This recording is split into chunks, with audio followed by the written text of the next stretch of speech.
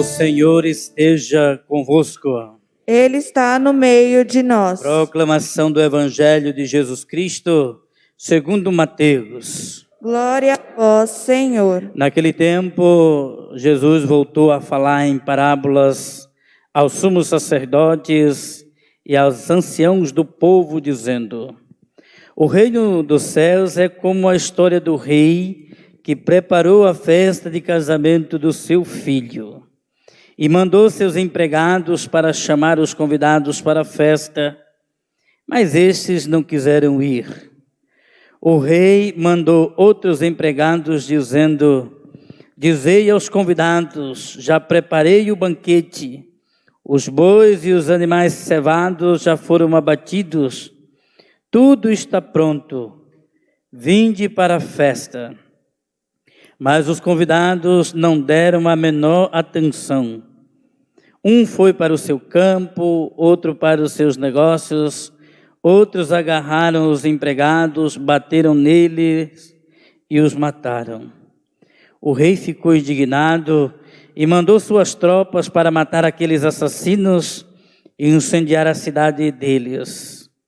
Em seguida, o rei disse aos empregados: a festa de casamento está pronta, mas os convidados não foram dignos dela. Portanto, ide até as encruzilhadas dos caminhos e convidai para a festa todos os que encontrardes. Então os empregados saíram pelos caminhos e reuniram todos os que encontraram, maus e bons. E a sala da festa ficou cheia de convidados. Quando o rei entrou para ver os convidados, observou aí um homem que não estava usando traje de festa e perguntou-lhe: amigo, como entraste aqui sem o traje de festa? Mas o homem nada respondeu. Então o rei disse aos que serviam: amarrai os pés e as mãos desse homem e jogai-o fora na escuridão. Aí haverá choro e ranger de dentes, porque muitos são chamados e poucos são escolhidos. Palavra da salvação. Glória a vós, Senhor.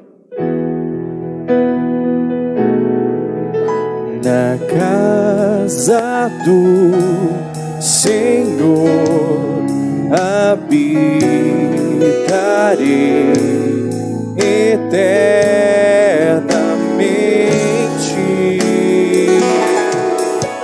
Na casa do Senhor habitarei eternamente.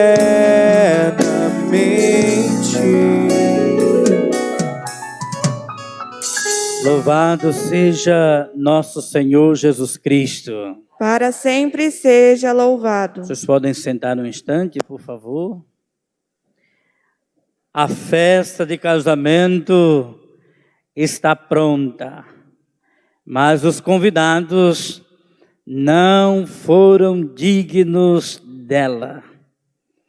A palavra é dura, exigente, que a gente já volta nela aqui, porque eu quero primeiro recordar a vocês os evangelhos dos 3 últimos domingos passados. Primeiro, a parábola dos trabalhadores de última hora. Não sei se vocês se lembram desse evangelho, logo no começo do capítulo 21 de São Mateus. A parábola dos trabalhadores de última hora. Se você pegar, por exemplo, o evangelho de São Mateus, que nós estamos lendo aos domingos, da primeira à última página, este evangelho mostra Jesus como homem promotor de justiça. Quando ele vai ser batizado por João Batista lá no Rio Jordão, o João tenta recusar o batismo a Jesus. Eu é que devo ser batizado por ti, e o Senhor vem a mim. E Jesus diz: nós precisamos cumprir toda a justiça. Depois Jesus diz aos discípulos: se a justiça de vocês não superar a dos fariseus, vocês não entram no reino dos céus. O que aconteceu com esse homem aqui? Que está na festa, mas é obrigado a sair. Aliás, é retirado do banquete. Consegue compreender agora, já de início, o que significa a veste apropriada para a festa do banquete? Já dá para imaginar do que se trata? Se a justiça de vocês não superar a dos fariseus, não entra no reino dos céus. Isso nós temos logo no início do Evangelho de São Mateus. No capítulo 21 e 22, que é o caso de hoje, nós encontramos as parábolas de confronto de Jesus com aqueles que ele disse que era preciso superar a justiça deles, os fariseus, os mestres da lei, os anciãos do povo. A primeira parábola mostra que a justiça de Deus precisa estar permeando a nossa vida. Não é a minha justiça, não é a justiça da Thelma, do Alex, não. É a justiça de Deus. Porque nós, no exercício da nossa justiça, podemos perfeitamente ser injustos. Mas colocando em prática a justiça de Deus, jamais seremos injustos. E a parábola dos trabalhadores de última hora mostra isso. O homem que convidou ou que contratou trabalhadores para a sua vinha nas mais variadas horas do dia, e a cada um, no final do expediente, deu uma moeda de prata, porque era o justo, para que cada homem daqueles pudesse levar para sua família vida digna. Nós meditávamos exatamente isso no dia desta parábola. Depois, um pai de família com 2 filhos se dirige ao primeiro e pede para que ele vá trabalhar na vinha. E ele diz: não quero. Mas depois se arrepende e vai. O outro filho, muito bonzinho, o pai também se dirige a ele: vá trabalhar na minha vinha. E ele diz: eu vou, mas não foi. E Jesus pergunta: aqueles cuja justiça precisa ser superada, na opinião de vocês, qual dos 2 filhos fez a vontade do pai? E eles responderam: aquele que disse que não ia, mas depois se arrependeu e foi. E Jesus diz: as prostitutas, os pecadores, vão entrar no reino de Deus antes de vocês. Olha, você percebe que a gama de pecado que nós temos pode perfeitamente ser superada a partir do momento em que nós começamos a praticar a justiça de Deus? E que por mais santos que a gente seja, se não praticar a justiça de Deus, não entraremos no reino dos céus. Porque os homens da religião, sabendo o que tinham que fazer, não faziam. Por isso Jesus diz a eles: as prostitutas e os publicanos vão chegar no reino dos céus antes de vocês. Porque vocês sabem o que tem que fazer e não fazem. Depois, domingo passado, nós vimos os vinhateiros, né? O homem que plantou uma vinha, cercou, fez um lagar, arrendou para vinhateiros e viajou para o estrangeiro. No tempo da colheita, mandou empregado para receber o aluguel daquela vinha, a renda para colher os frutos da sua vinha. E aqueles que eram responsáveis por produzir nesta vinha, expulsaram os funcionários, mataram uns, botaram para fora outros, até que o dono da vinha mandou o seu filho, e quando esse filho chegou, é o herdeiro. Vamos matá-lo também para ficar com o que é deles. E aí, Jesus pergunta, eu repito pela terceira vez, aqueles cuja justiça precisa ser superada, o que o rei vai fazer, o que o dono da vinha vai fazer quando voltar com esses empregados? E eles prontamente vai mandar matá-los. Pois é, esses empregados são vocês. Foram chamados a produzirem na vinha do Senhor e, no entanto, não estão produzindo, ou se produzem para vocês mesmos. Até que nós chegamos na festa de casamento do Evangelho de hoje. Os Evangelhos são sequências, para que a gente possa entender o Evangelho que nós temos aqui. Depois de tudo isso, o rei, o dono da vinha, resolve casar o seu filho e dar uma festa, e manda convite para aqueles que têm as responsabilidades na sociedade, os poderosos. E é incrível porque o rei do Evangelho de hoje é o próprio Deus, que confia a festa de casamento do seu filho às autoridades, aos poderosos, que quer ver também essa gente participando da festa. Jesus sabe que para a justiça acontecer entre nós, ela precisa perpassar toda a humanidade. E que os poderosos, aqueles que têm dinheiro, aqueles que mandam na sociedade, precisam ser os primeiros a dar os passos para que essa justiça aconteça. Por isso, eles são os primeiros convidados. E no tempo de Jesus, convidava-se alguém para um casamento, sei lá, um mês antes, 2 meses, como vocês fazem hoje também, né? Vou fazer um casamento em novembro. Ontem já recebi o convite, eu falei para a moça que me deu o convite, a noiva. Olha como o padre é simpático. Por que você não jogou isso fora? Precisa dar um convite para mim? Você já sabe que eu não vou na festa? Fiz igual os homens daqui Eu não vou para a festa de casamento da tua festa, nem casamento de ninguém. Tem coisa mais chata no mundo? Você chega lá para comer e espera o noivo, e corta a gravata, e corta o vestido da noiva, e vai enchendo a gente de salgadinho. Quando a comida vem, a gente já está com a azia desgraçada. Não tem mais vontade de comer a comida, e o buffet sai numa boa, né? Porque ninguém comeu aquilo. Então já digo logo que não vou nem na dela, nem na de casamento de ninguém, viu? Não me chama para a festa de casamento. Primeiro que eu vou estar lá para assistir aquele casamento. Então, já basta, né? Você levar o padre, chega lá, dá umas cachaças para o padre fica bêbado, fala umas besteiras. Depois sai falando da gente. Olha, você viu, o padre bebeu, falou bobagem. Vou nada, vou não. Vou dar a mesma desculpa do povo aqui.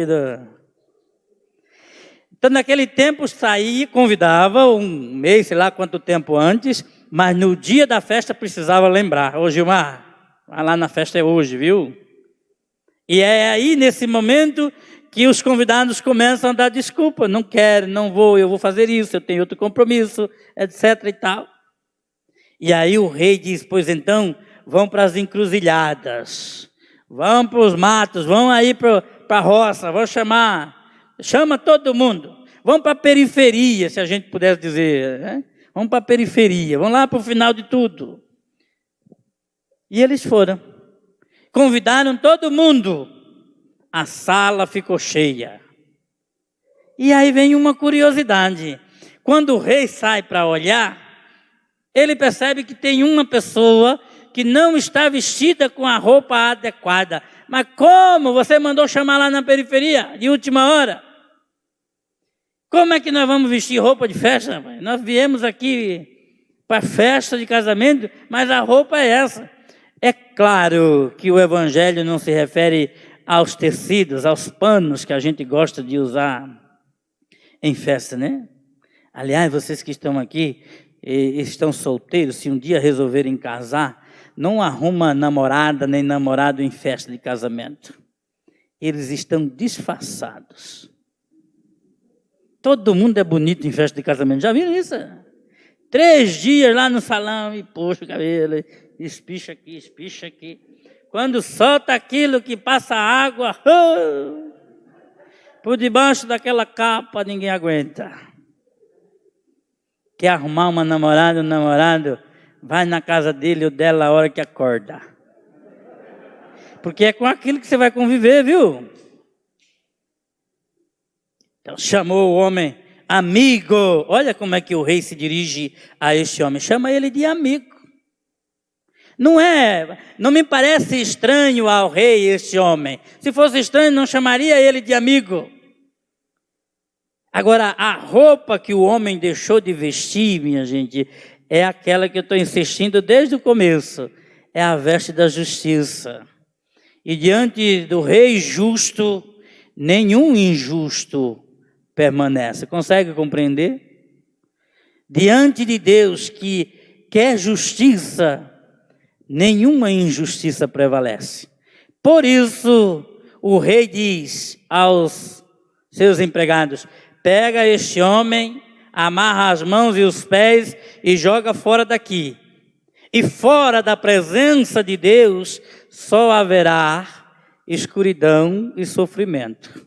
Por isso, ranger de dentes aqui. É horrível essa cena. Tira da presença de Deus.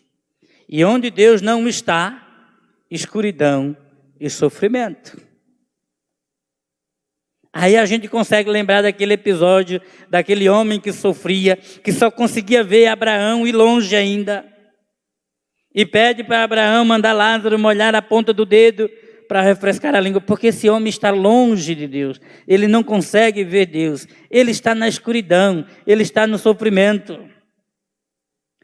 E aí vem a palavra definitiva do rei, e Jesus diz isso com todas as letras: muitos são chamados, mas são poucos os escolhidos, porque são poucos aqueles que, de fato, abraçam a prática da justiça. Se você duvida ainda de que a veste que falta a este homem é da justiça, vai lá para o capítulo 25. No capítulo 25 do Evangelho de São Mateus, você encontra 3 parábolas. 3 parábolas. Aí você vai entender por que este homem aqui não pode ficar na presença do rei. Na primeira parábola do capítulo 25, aparecem 10 virgens, 5 prudentes e 5 imprudentes. As 10 vão ao encontro do noivo, que demora a chegar. Enquanto esperam, dormem. A altas horas da noite, alguém aparece e diz: o noivo está chegando. As 10 se levantam e vão acender as lamparinas. E 5 imprudentes percebem que as suas lamparinas não têm mais óleo, falta o óleo. E elas pedem às 5 que têm para emprestarem um pouco do óleo que elas têm, para que elas possam também ir ao encontro do noivo. E as 5 prudentes falam assim para as imprudentes: o que nós temos é insuficiente para nós e para vocês. A prática da justiça que eu exerço não ajuda o Alex a se aproximar do noivo. A justiça que o Alex pratica não ajuda o Gilmar a permanecer na presença do noivo ou do rei. Portanto, cada um de nós é convidado a praticar a justiça do reino.